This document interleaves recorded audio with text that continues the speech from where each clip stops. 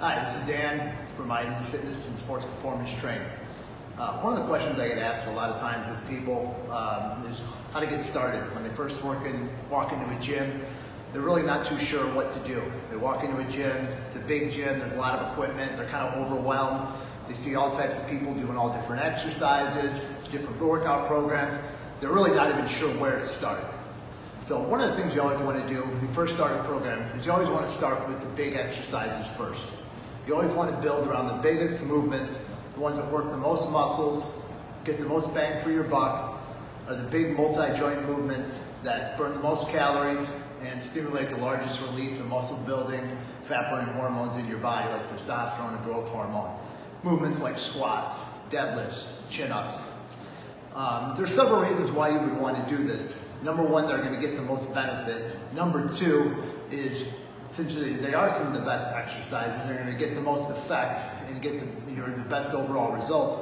Is you want to prioritize them by doing them first.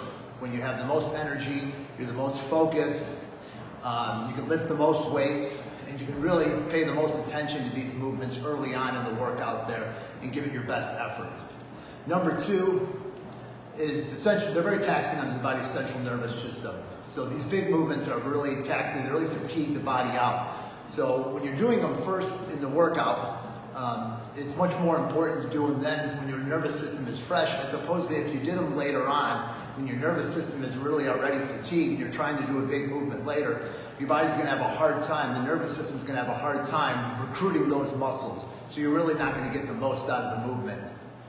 Another reason why you would want to do the movements, the big movements first, and then work on the smaller movements later on, is because if you're doing the bigger movements first, like say that you're doing a back exercise first, it's much easier to work out later on and do the smaller moves, isolation movements later, when the body, the central nervous system it's more fatigued. It doesn't require as much energy to recruit those smaller muscles, say a bicep movement, a single joint tricep movement, or even a single joint calf movement, or an abdominal movement. It doesn't require as much work by the nervous system as it would in some of the bigger movements.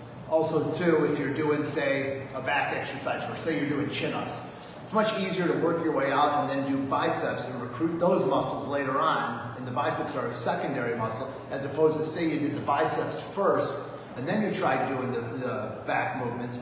Well, the biceps are a key secondary muscle. Those in the flexors and the forearms, they get fatigued out first. You try doing a back movement, they're going to fatigue out first, and you're not going to be able to thoroughly recruit and use those muscles in the back, and you're not going to get the most work out from those back exercises.